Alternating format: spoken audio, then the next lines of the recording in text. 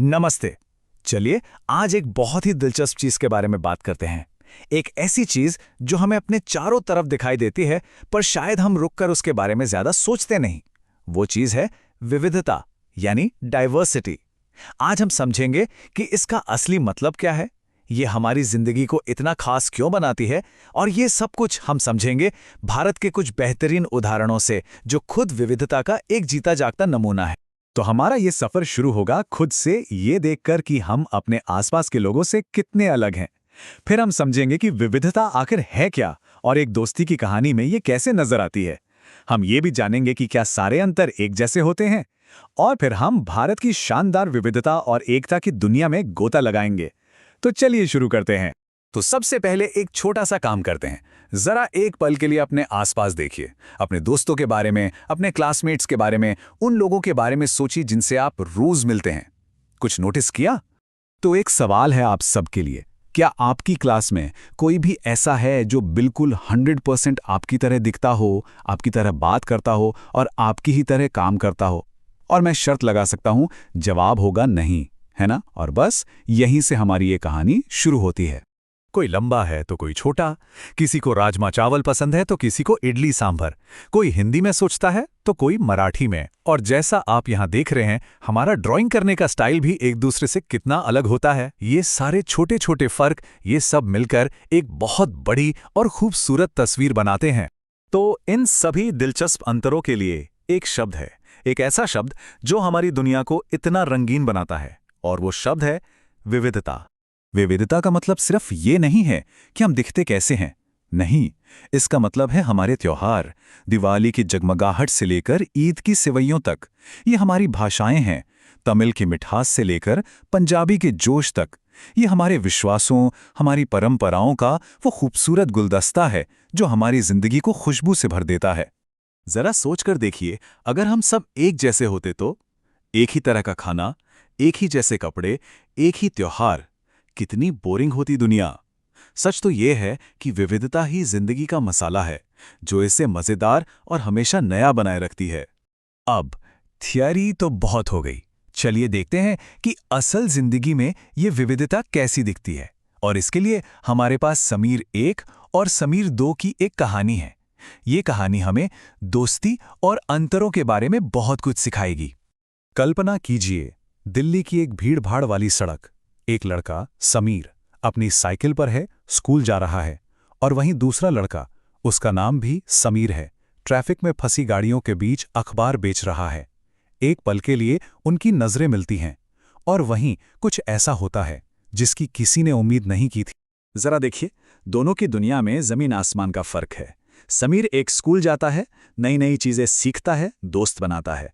वो अंग्रेजी और हिंदी दोनों बोलता है, वो हिंदू है। दूसरी तरफ है समीर 2, जो कभी स्कूल गया ही नहीं। उसे छोटी उम्र में ही काम करके घर चलाने की जिम्मेदारी उठानी पड़ी। वो सिर्फ हिंदी बोलता है, और वो मुसलमान है। ये है उनकी विविधता, उनके बिल्कुल अलग अलग अनुभव। लेकिन इतने सारे फर्क होने के बाद भी उन्हें एक छोटी सी, बहुत प्यारी सी चीज मिलती है जो उनमें कॉमन है, उनका नाम। और बस उसी एक छोटे से कनेक्शन से एक दोस्ती की शुरुआत हो जाती है। वो एक दूसरे को समीर 1 और समीर 2 बुलाने लगते हैं, एक मजाकिया सा नाम जो उनके अनोखे रिश्ते का सिंबल बन जाता है। रोज उसी ट्रैफिक सिग्नल पर उनकी दोस्ती एक मुस्कान और हाथ हिलाने से और गहरी होती जाती है। लेकिन फिर एक दिन सब कुछ बदल जाता है। समीर 2 के चेहरे पर वो रोज वाली मुस्कान नहीं थी, कुछ तो गड़बड़ थी। वो हिचकिचाते हुए बताता है कि मेरठ में दंगे हो गए हैं, जहां उसका पूरा परिवार रहता है।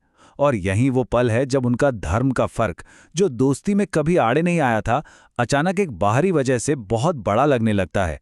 एक ऐसी वजह जिससे उन दोनों का कोई लेना देना नहीं था, पर जिसने उनकी दुनिया को हमेशा के लिए बदल दिया। और बस उस दिन के बाद समीर 1 ने समीर 2 को फिर कभी नहीं देखा। वो दोस्ती जो इतने सारे अंतरों को पार करके पनपी थी, वो नफरत की एक लहर में कहीं खो गई। ये हमें सोचने पर मजबूर करता है ना, कि कैसे बाहर की दुनिया की बड़ी बड़ी बातें हमारी जिंदगी पर इतना गहरा असर डाल सकती हैं।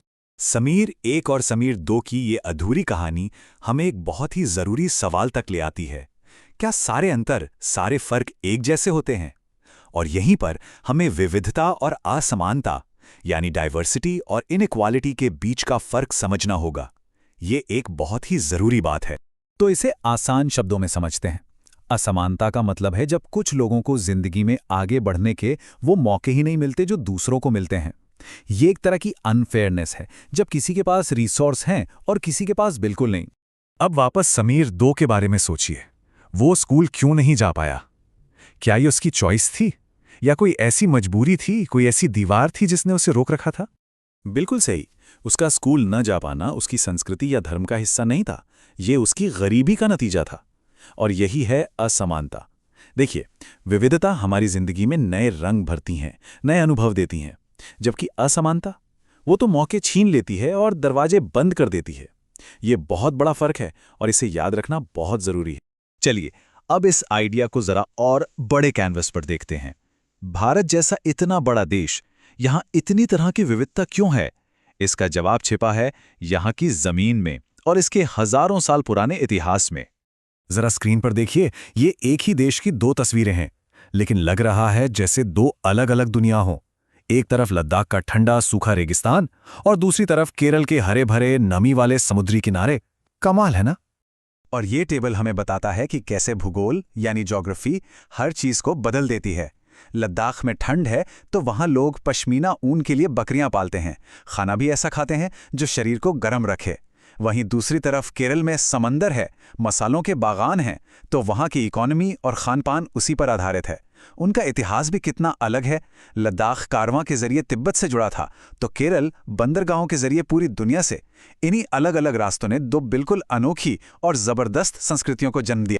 तो सवाल ये उठता है कि इतने सारे अंतरों के साथ, सैकड़ों भाषाएं, इतने धर्म, अलग अलग तरह का खाना, ये देश एक साथ जुड़ा कैसे रहता है? और यहीं हम पहुंचते हैं अपने सबसे आखिरी और सबसे दमदार आइडिया पर, अनेकता में एकता। इसका सबसे बड़ा और जीता जागता सबूत है भारत का स्वतंत्रता संग्राम। जब देश को आज़ाद कराने की बात आई, तो कोई ये नहीं सोच रहा था कि मैं हिंदू हूं या मुसलमान या सिख। कोई ये नहीं देख रहा था कि मैं पंजाबी हूं या बंगाली। वो सब के सब सिर्फ भारतीय थे, जो एक कॉमन दुश्मन के खिलाफ, एक बेहतर कल के लिए एक साथ खड़े थे। जलियांवाला बाग हत्याकांड के बाद लिखी गई ये लाइन इस भावना को बहुत खूबसूरती से पकड़ती है। इसका मतलब है कि जब देश के लिए बलिदान दिया जाता है तो उस खून का रंग एक ही होता है, चाहे वो किसी का भी हो। इसी साझे दर्द ने, इसी साझे संघर्ष ने लोगों को एक ऐसे अटूट बंधन में बांध दिया था। हमारे पहले प्रधानमंत्री जवाहरलाल नेहरू ने इसी आइडिया को एक बहुत ही प्यारा नाम दिया, अनेकता में एकता। और इसका मतलब ये नहीं है कि हम सब अपने अंतर भुलाकर एक जैसे बन जाएं। नहीं, इसका मतलब है कि हम अपने इन अंतरों की इज्जत करें, इन्हें सेलिब्रेट करें और ये समझें कि यही चीजें मिलकर हमें एक मजबूत और अनोखा देश बनाती हैं। तो आखिर में ये सवाल हम सबके लिए है। ये जो भारत की इतनी जबरदस्त और रंग बिरंगी विरासत है, ये अलग अलग संगीत, तरह तरह का खाना, त्योहार, विचार, ये सब हमारी अपनी जिंदगी को कैसे बेहतर और दिलचस्प बनाते हैं। अगली बार जब आप बाहर निकलें तो इसे अपने आसपास देखिए, महसूस कीजिए और इसका जश्न मनाइए, क्योंकि यही विविधता है जो हमें वो बनाती है जो हम हैं।